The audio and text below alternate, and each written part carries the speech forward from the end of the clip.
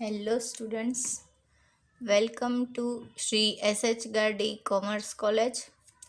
હું છું Shital Shah, BCom sem 3 finance account unit 2 મૂડી માળખું, કે જેમાં આપણે એનઆઈ અને એનઓઆઈ બંને પદ્ધતિ હોય એવા દાખલાઓ જોવાનો છે.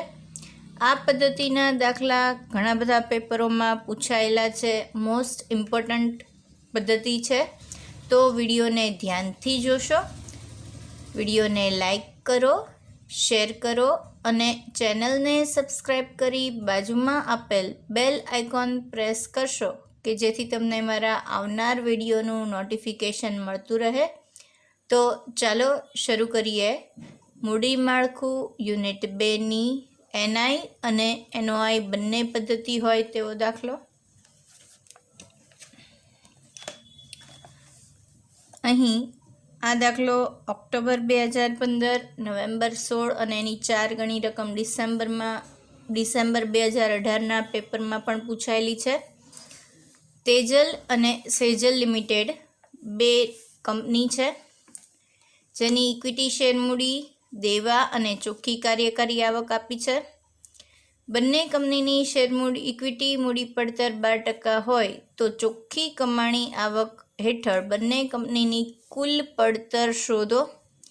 હવે બંને કંપનીની કુલ પડતરનો અર્થ થશે સમગ્ર મૂડી પડતર સુધી ગણતરી કરવાની છે.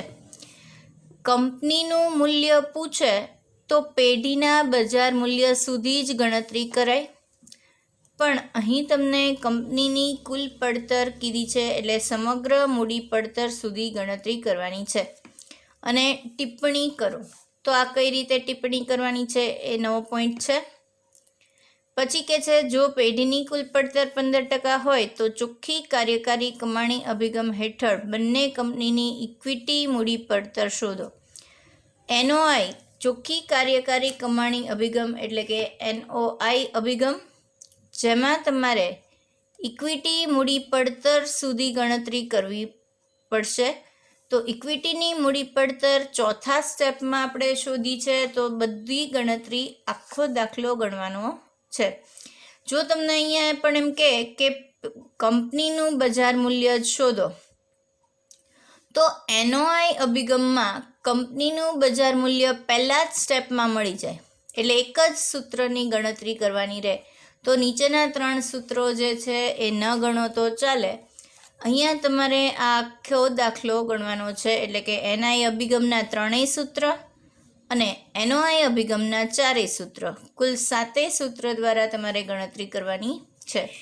હવે લાસ્ટ વિડીયોની અંદર આ પ્રકારનો જ દાખલો હતો, પણ જેમાં મૂડીકરણનો દર એક જ સરખો હતો બંને પદ્ધતિમાં. જ્યારે આ દાખલાની અંદર મૂડી પડતરનો દર એનઆઈ અભિગમ ચોખ્ખી કમાણીમાં અલગ છે, ચોખ્ખી કાર્ય કમાણી જે છે એનઓઆઈ એમાં પણ જુદો છે. એક આ પોઈન્ટનો ફેર છે. બીજું, તમને 10%ના દેવા શબ્દ આપ્યો છે. દેવા એટલે ડિબેન્ચર. લાસ્ટ વિડીયોનો જો દાખલો બતાવું તો એમાં તમને દેવાની જગ્યાએ વ્યાજ આપેલું હતું. ફરીથી એકવાર જોઈ લો. અમી અને ધારા લિમિટેડ વાળો જે લાસ્ટ વિડીયોમાં દાખલો છે, એમાં 10%ના દરે વ્યાજ શબ્દ હતું. ધ્યાનથી જુઓ. વ્યાજ કે તો આ જે રકમ આપી હોય એ વ્યાજની હોય તો ડિબેન્ચરની રકમ શોધવી પડે. કઈ રીતે શોધાય એ લાસ્ટ વિડીયોમાં દેખાડ્યું હતું મેં. આ રીતે આવશે. જો 10% વ્યાજ હોય તો ડિબેન્ચરનું મૂલ્ય 100, તો 50,000 વ્યાજ છે ત્યારે કેટલા, એટલે 5 લાખના ડિબેન્ચર મળે. પણ અહીં આ દાખલામાં તમને ડિબેન્ચર દેવા એટલે ડિબેન્ચરનું મૂલ્ય આપ્યું છે, તમારે ડિબેન્ચર વ્યાજ શોધવું પડે. હવે વ્યાજ કેવી રીતે મળે, તો 10,000ના 10% કરો એટલે તેજલ લિમિટેડમાં મળશે, અને 30,000ના 10% કરો એટલે સેજલ લિમિટેડની રકમ મળશે. તો આ દાખલો થોડોક અલગ છે. શું કામ, તો કે દેવા આપ્યા છે અને અહીંયા મૂડી પડતર બંને નહીં અલગ અલગ છે.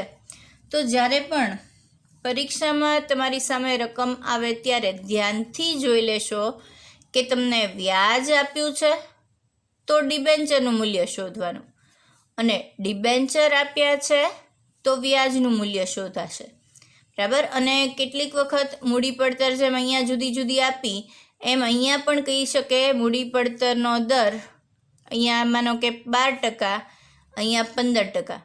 તો તેજલ લિમિટેડ ગણો ત્યારે કે લ્યો, જ્યારે PAT છેદમાં KE ગુણ્યા 100 કરીએ ત્યારે અહીંયા માનો કે 15% ને અહીંયા 12% આપ્યું તો પહેલી વાર તેજલ લિમિટેડમાં 15% લેખે ગણાય અને સેજલ લિમિટેડમાં 12% લેખે ગણતરી થાય.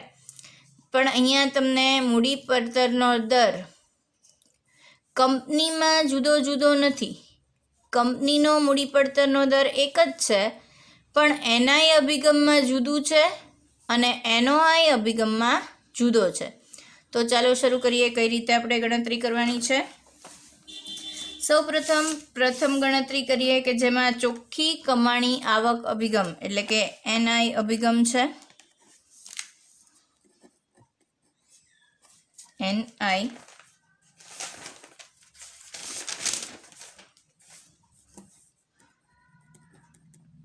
અભિગમ, એમાં આપણે વિગત તેજલ લિમિટેડની કોલમ અને સેજલ લિમિટેડની કોલમ બનાવશું.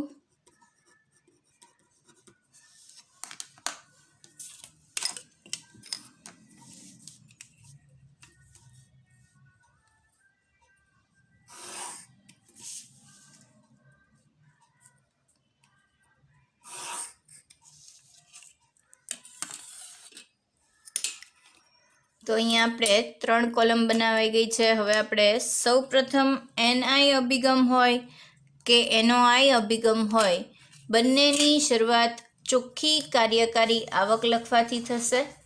તો આપણે અહીંયા શરૂઆત કરીએ ચોખ્ખી કાર્યકારી આવક. ચોખ્ખી કાર્યકારી આવક બંને કંપનીમાં 10,000 10,000 જ છે, અલગ અલગ પણ આપી શકે. આ દાખલામાં સરખી છે તો આપણે બંનેમાં 10,000 10,000 લખીએ. NI અભિગમમાં ડિબેન્ચર વ્યાજ માઇનસ થાય, NOI અભિગમમાં માઇનસ ન થાય. તો અહીંયા આપણે માઇનસ કરશું ડિબેન્ચર વ્યાજ. અને ચોખ્ખી કાર્યકારી આવકનું ઇંગ્લિશ આપણે લખી રાખીએ EBIT, જેથી કરી સૂત્રમાં આપણે EBIT લખીએ ત્યારે આ રકમ લેવાની થશે માઇનસ ડિબેન્ચર વ્યાજ. હવે તમને લાસ્ટ વિડીયોમાં જે રકમ હતી તેમાં ડિબેન્ચર વ્યાજ જ આપ્યું હતું એટલે આપણે સીધી લખી નાખ્યું, પણ આ વિડીયોમાં તમારી પાસે જે રકમ છે તેમાં 10%ના દેવા એટલે કે ડિબેન્ચરની રકમ છે. વ્યાજની રકમ આપણે શોધવી પડશે.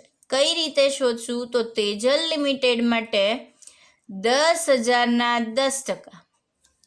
તો અહીંયા આપણે ગણતરી નીચે કરી લઈએ. 10,000ના 10% એટલે 10,000 ગુણ્યા 10%. તો 1,000 રૂપિયા તેજલ લિમિટેડમાં. અને સેજલ લિમિટેડની ગણતરી કરો છો ત્યારે દેવા એના છે 30,000. તો એના માટે આપણે 30,000ના 10% કરીએ તો 3,000 આવશે. અહીંયા બંને કંપનીમાં ડિબેન્ચરનું પ્રમાણ જુદું જુદું છે એટલે વ્યાજ પણ જુદી રકમ મળશે. તો આપણે તેજલ લિમિટેડમાં લખશું 1,000, જ્યારે સેજલ લિમિટેડમાં લખશું 3,000. 10,000 માઇનસ 1,000 તો 9,000 અને 10,000માંથી 3,000 જાય તો 7,000. જેની સામે આપણે લખશું EBIT માઇનસ ડિબેન્ચર વ્યાજ એટલે વ્યાજ બાદ પરંતુ કરવેરા પહેલાંનો નફો, જેને EBT કહેવાશે, ઇંગ્લિશમાં EBT. વ્યાજ બાદ થઈ ગયું. હવે આપણે કરવેરા માઇનસ કરવાના અહીંયા તમને દાખલાની અંદર કરવેરાનો દર નથી કોષ્ટકમાં આપેલો કે નથી અહીંયા નીચે પણ આપેલો.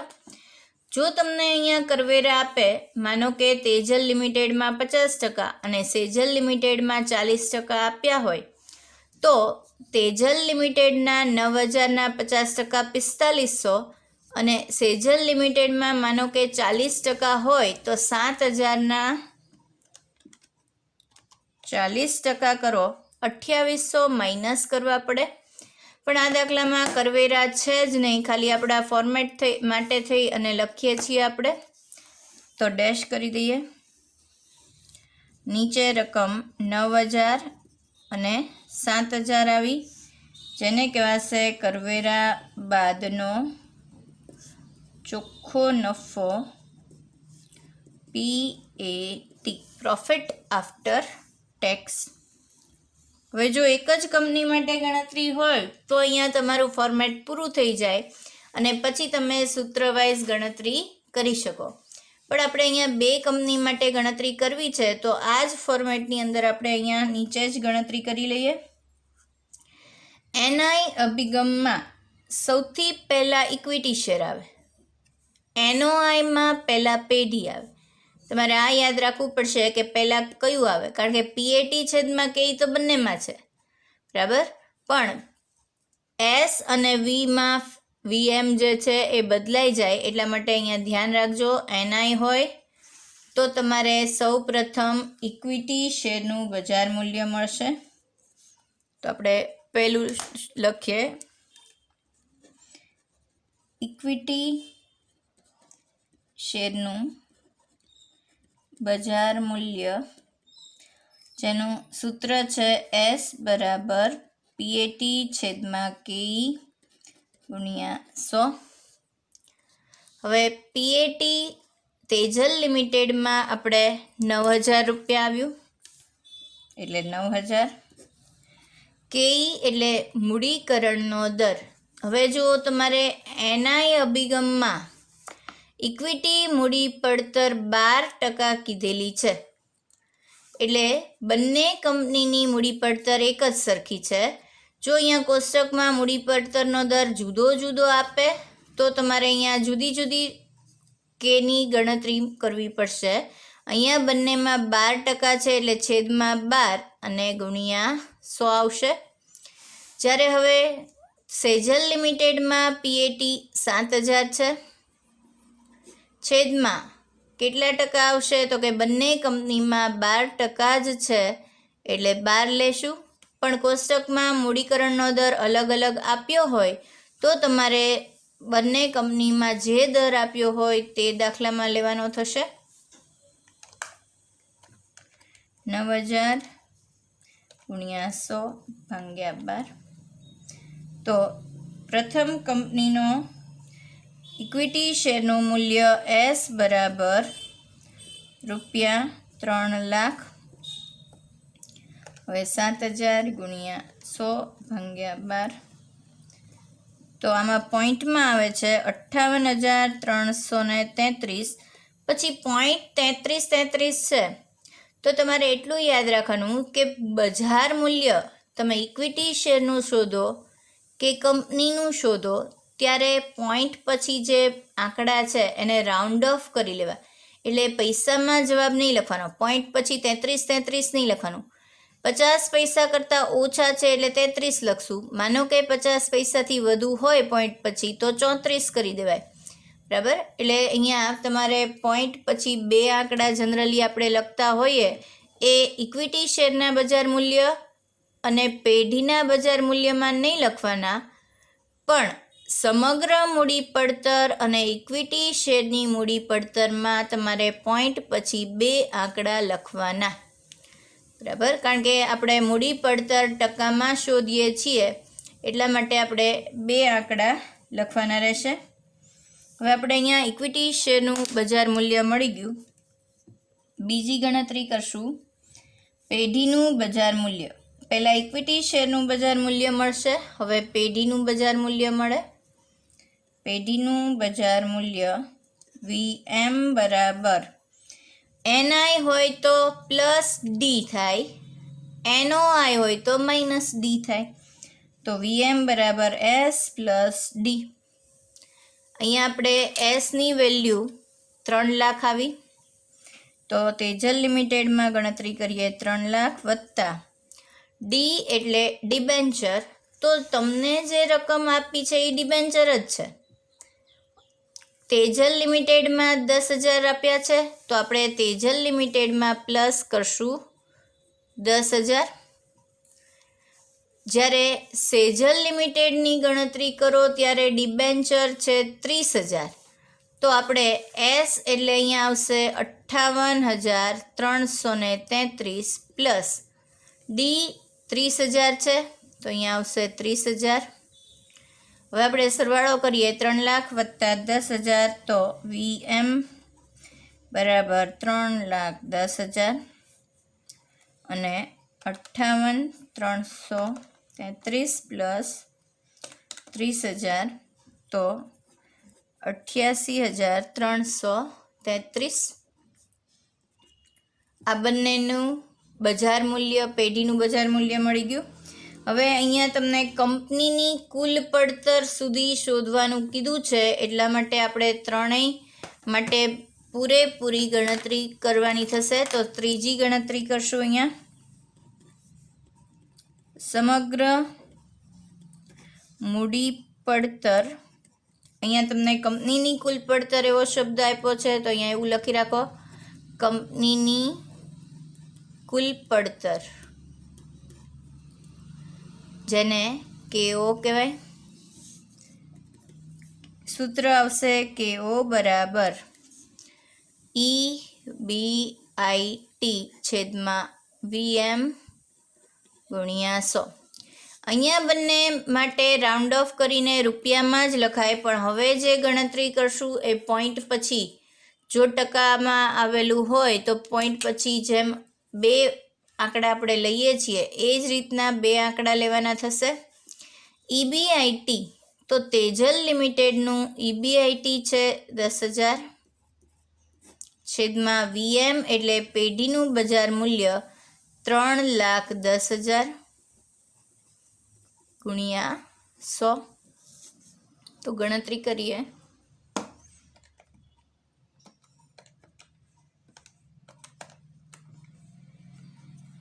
.22 પછી 5 છે, તો 3.23%. આપણો પહેલો જવાબ મળ્યો. હવે આપણે ગણતરી કરવાની છે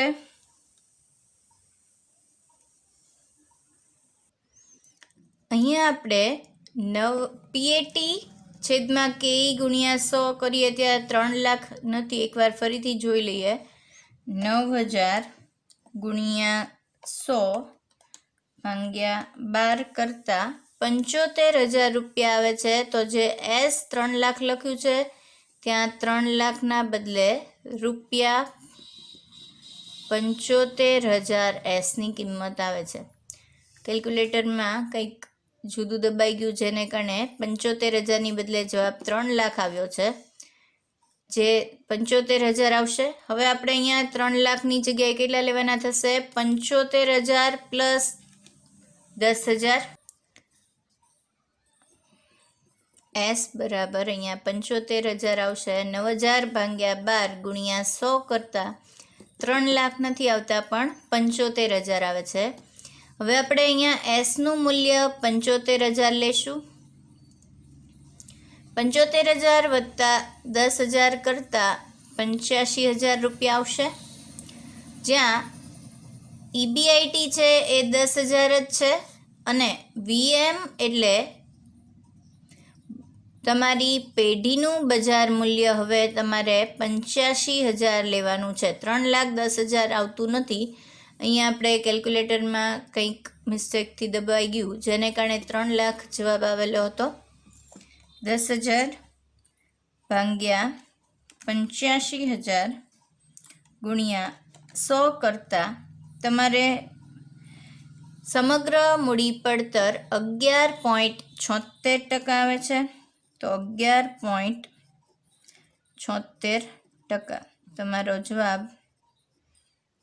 સમગ્ર મૂડી પડતર જે છેલ્લે સુધી તમને પૂછ્યો તો 11.76%. હવે આપણે સેજલ લિમિટેડ માટે ગણતરી કરવાની છે. એનો EBIT એટલે ચોખ્ખી કાર્યકારી આવક 10,000 છે, છેદમાં VM એટલે પેઢીનું બજાર મૂલ્ય 88,333 ગુણ્યા 100 છે. 10,000 ગુણ્યા 100 ભાગ્યા 88,333 11.32%. 11.32%. તો આપણે NI અભિગમ મુજબ ગણતરી કરી. હવે આપણે NOI અભિગમ મુજબ ગણતરી કરીએ. જે રીતે NIમાં પત્રક દોરેલું છે તેવી જ રીતે આપણે બીજી ગણતરી NOI અભિગમ માટે કરશું. વિગત તેજલ લિમિટેડ અને સેજલ લિમિટેડ. તો આપણે અહીંયા જે રીતે કોષ્ટક બનાવીએ છીએ એવી રીતે બંને કંપનીની ગણતરી થાય એમ રકમની જગ્યા રાખી અને ગણતરી કરશું. વિગત અને તેજલ સેજલ લિમિટેડ. NI અભિગમ હોય કે NOI અભિગમ હોય, બંનેની શરૂઆત થશે ચોખ્ખી કાર્યકારી આવકથી.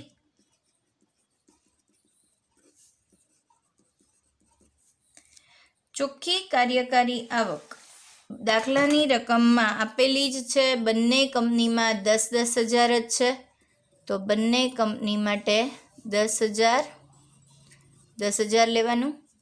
હવે યાદ રાખવાનું છે, NOI અભિગમ હોય ત્યારે અહીંયા ડિબેન્ચર વ્યાજ માઇનસ કરવાનું નથી. આપણે NI અભિગમ હશે ત્યારે આપણે અહીંયા ડિબેન્ચર વ્યાજ માઇનસ કરેલું છે. બરાબર, બંને કંપની માટે અલગ અલગ હતું તો અલગ અલગ માઇનસ કર્યું. પણ NOIમાં અહીંયા ડિબેન્ચર વ્યાજ માઇનસ થશે નહીં, તો સીધા જ કરવેરા માઇનસ થશે.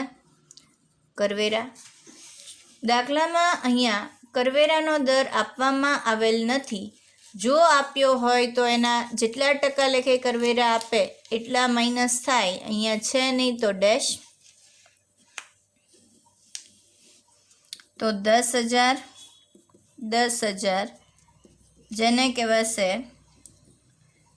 કરવેરા બાદનો ચોખ્ખો નફો PAT. PAT સુધી આપણું ફોર્મેટ છે એટલે આપણે દર વખતે PAT સુધી ગણતરી કરશું. હવે અહીંયા તમને બંને કંપની માટે ઇક્વિટી મૂડી પડતર સુધી ગણતરી કીધી છે, એટલે કે 4 ગણતરી કરવાની છે. NI અભિગમમાં 3 સ્ટેપ છે, NOI અભિગમમાં 4 સ્ટેપ છે. તો પહેલું સૂત્ર, NI અભિગમ હોય તો પહેલાં ઇક્વિટી શેર મળે, NOI અભિગમ હોય તો પહેલાં પેઢી આવે. તો પેઢીનું બજાર મૂલ્ય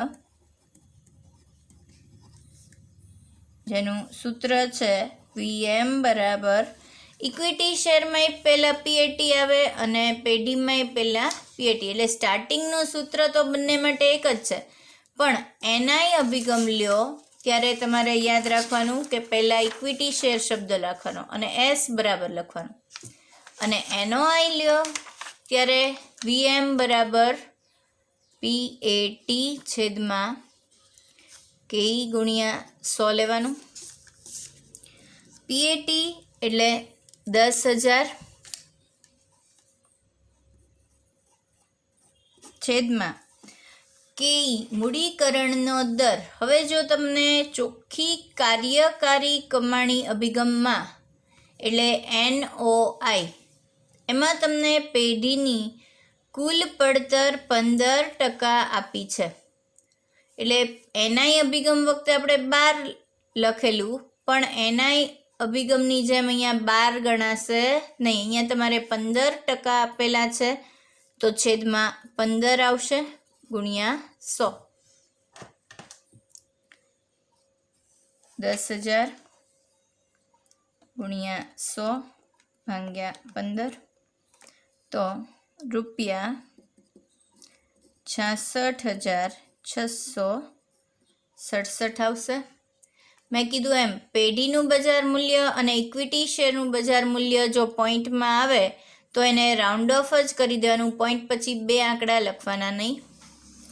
હવે આપણે સેજલ લિમિટેડમાં પીએટી કેટલો આવ્યો છે, એમાંય 10,000 જ છે. અને મૂડીકરણનો દર જે છે, પેઢીની કુલ પડતર જે 15% આપી છે, બંનેમાં એક જ સરખી છે. જો જુદી જુદી આપે અહીંયા આગળ કોષ્ટકની અંદર તો તમારે જુદી જુદી લેવાય. જેમ કે અહીંયા 10 અને 15% હોય તો અહીંયા આપણે 10 લેવાનું, અહીંયા 15 લેવાનું. પણ આપણે બંનેમાં 15 લઈને જ ગણતરી કરવાની છે, એટલે આપણે અહીંયા 15 છેદમાં આવશે ગુણ્યા 100. તો આપણે બંનેમાં એક જ સરખી રકમ આવશે 66,667. આપણું પેઢીનું બજાર મૂલ્ય મળી ગયું. હવે આપણે બીજી ગણતરી કરીએ ત્યારે ઇક્વિટી શેરનું બજાર મૂલ્ય મળે. ઇક્વિટી શેરનું બજાર મૂલ્ય S બરાબર VM અને અહીંયા -D. જ્યારે NI અભિગમ હોય ત્યારે +D, પણ શેમાં S+D. જ્યારે NOI અભિગમ હોય ત્યારે S બરાબર VM - D થશે. VM એટલે 66,667 માઇનસ D એટલે ડિબેન્ચરની રકમ. તો અહીંયા તેજલ લિમિટેડમાં જે 10,000 રૂપિયા આપ્યા છે એ દેવા એટલે કે ડિબેન્ચરની જ રકમ છે. તો હવે આપણે સીધા જ ડિબેન્ચર અહીંયા 10,000 માઇનસ કરી દઈએ એટલે રૂપિયા 56,667 આવશે. હવે સેજલ લિમિટેડની પેઢીની બજાર મૂલ્ય એટલે VM છે 66,667 માઇનસ ડિબેન્ચરનું મૂલ્ય સેજલ લિમિટેડમાં 10,000 નથી. એ કેટલું આપ્યું છે? દેવાનું મૂલ્ય 30,000 છે. જુઓ તમે 10%ના દેવા 30,000. તો સેજલ લિમિટેડમાં આપણે 30,000 લખવાના. 66,667 માઇનસ 30,000 કરો તો 36,667 રૂપિયા આવશે. આપણો બીજો જવાબ મળી ગયો. હવે આપણે ત્રીજો જવાબ લખવાનો છે કે જેમાં આપણે સમગ્ર મૂડી પડતર અથવા તો કંપનીની કુલ મૂડી પડતર એનું સૂત્ર છે KO બરાબર EBIT છેદમાં VM ગુણ્યા 100. EBIT તમને સૌથી પહેલાં જે ચોખ્ખી કાર્યકારી આવક લખી છે એને ઇંગ્લિશમાં કહેવાશે EBIT. તો તમે ત્યાં જ લખી રાખો કે જેથી EBIT એટલે કઈ રકમ, તો કે આ 10,000 એટલે 10,000 છેદમાં VM. VM એટલે 66,667 ગુણ્યા 100.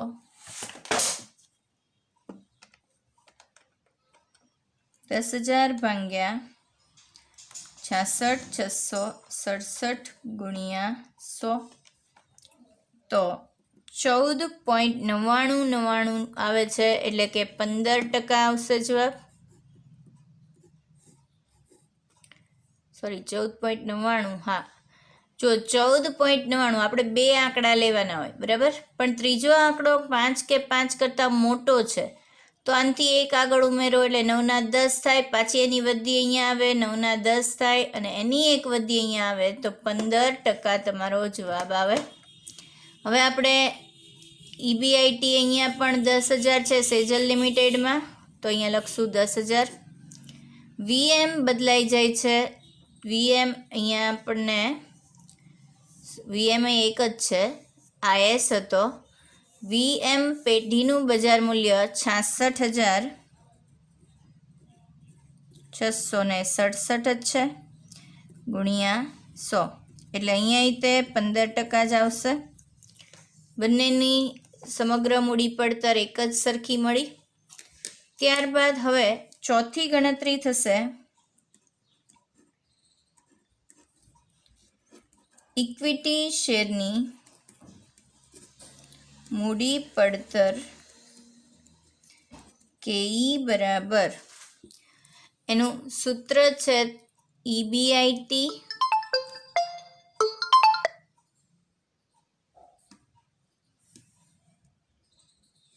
EBIT છેદમાં શેરની મૂડી પડતરમાં EBIT માઇનસ ડિબેન્ચર વ્યાજ એના છેદમાં તમારે ઇક્વિટી શેરનું બજાર મૂલ્ય લેવાનું અને ગુણ્યા 100, આ સૂત્ર છે તમારું. હવે EBIT એટલે તેજલ લિમિટેડની અંદર 10,000 માઇનસ ડિબેન્ચર વ્યાજ શબ્દ છે. તેજલ લિમિટેડમાં 10,000ના ડિબેન્ચર દેવા એટલે ડિબેન્ચર, જેના 10% એટલે 1,000 રૂપિયા આવશે ડિબેન્ચર વ્યાજ. અને આપણે આ 1,000 રૂપિયા ડિબેન્ચર વ્યાજ માટેની ગણતરી NI અભિગમ શોધ્યો છે ત્યારે પણ કરેલી છે, તમે જોઈ શકો છો. ડિબેન્ચર વ્યાજ અહીંયા 10,000ના 10% 1,000 કર્યું હતું, જ્યારે 30,000ના 10% 3,000 સેજલ લિમિટેડમાં લેશું. છેદમાં ઇક્વિટી શેરનું બજાર મૂલ્ય S છે 56,667 અને ગુણ્યા 100. 10,000માંથી 1,000 જાય એટલે 9,000 આવશે. 9,000 ભાગ્યા 56,667 ગુણ્યા 100. 9,000 ગુણ્યા 100 ભાગ્યા 56,667 તો 15.88%. અહીંયા આપણે મૂડી પડતર શોધીએ છીએ ત્યારે પોઈન્ટ પછી 2 આંકડા જ રહેવા દેવાના છે, એટલે કે 15.88 આવે તો 15.88 રાખવાના, 16% કરવાના નહીં. ત્યારબાદ આપણે સેજલ લિમિટેડમાં EBITની રકમ છે 10,000 માઇનસ ડિબેન્ચર વ્યાજ. તો સેજલ લિમિટેડમાં દેવા છે 30,000 અને એના 10%, 30,000ના 10% એટલે 3,000 વ્યાજ થાય. તો માઇનસ કરશું આપણે 3,000 રૂપિયા. છેદમાં તમારે ઇક્વિટી શેરનું બજાર મૂલ્ય લેવાનું છે. તો ઇક્વિટી શેરનું બજાર મૂલ્ય સેજલ લિમિટેડનું 36,667 રૂપિયા આવશે, એને ગુણ્યા 100. 10,000 માઇનસ 3,000 એટલે 7,000 ગુણ્યા 100 ભાગ્યા 36,667 તો 19.09%. 19.09%. તો આ આપણે બંને પદ્ધતિની ગણતરી પૂરી થઈ ગઈ. હવે તમને જે ટિપ્પણી કરો શબ્દ આપ્યો છે, બંને પદ્ધતિમાં તમારે ટિપ્પણી કરવાની છે. તો હવે ટિપ્પણીમાં શું છે એ જોઈએ. પહેલાં આપણે NI અભિગમમાં ટિપ્પણી લખશું. NI અભિગમની ટિપ્પણી આ રીતે લખવાની છે. જો તમે સાથે જોતા જજો, તમારી તેજલ લિમિટેડ અને સેજલ લિમિટેડ. તેજલ લિમિટેડમાં ડિબેન્ચર 10,000 છે, જ્યારે સેજલ લિમિટેડમાં 30,000 છે. એટલે કે ડિબેન્ચર સેજલ લિમિટેડમાં વધુ છે. તો તમારે શું કરવાનું કે આ રીતે લખવાનું કે જે કંપનીમાં દેવાનું મૂલ્ય વધુ છે, એટલે કે સેજલ લિમિટેડમાં, તે કંપનીમાં ઇક્વિટી શેરનું બજાર મૂલ્ય તમે જુઓ આની કરતાં અહીંયા ઓછું છે. દેવા વધુ, ઇક્વિટી શેરનું મૂલ્ય ઓછું. દેવા વધુ છે તો પેઢીનું બજાર મૂલ્ય વધુ છે. જુઓ 85,000 સામે 88,000 છે, બરાબર. સમગ્ર મૂડી પડતરના દરની અંદર તમારે ઓછો છે, એટલે તમારે આ રીતે લખવાનું કે જે કંપનીનું દેવાનું મૂલ્ય વધુ છે તેનું ઇક્વિટી શેરનું બજાર મૂલ્ય ઓછું, પેઢીનું બજાર મૂલ્ય વધુ અને સમગ્ર મૂડી પડતર ઓછી છે. આ રીતે લખવાનું છે. તમે ધ્યાનથી સમજી લો. ટિપ્પણીના પણ માર્ક્સ હોય છે, એટલે અહીંયા ગણતરી પૂરી કરીને મૂકી દેવાની નહીં. જે કંપનીના દેવાનું મૂલ્ય વધુ છે તેના ઇક્વિટી શેરનું મૂલ્ય ઓછું, પેઢીનું બજાર મૂલ્ય વધુ અને સમગ્ર મૂડી પડતર ઓછી હોય. પછી એની સામે ઊંધું લખવાનું પાછું, જેનું બજાર મૂલ્ય ઓછું એનું ઇક્વિટી શેરનું બજાર મૂલ્ય વધુ, પેઢીનું બજાર મૂલ્ય ઓછું અને સમગ્ર મૂડી પડતર વધુ જોવા મળે છે. બરાબર. તમારે આ રીતે બંનેનું લખવાનું.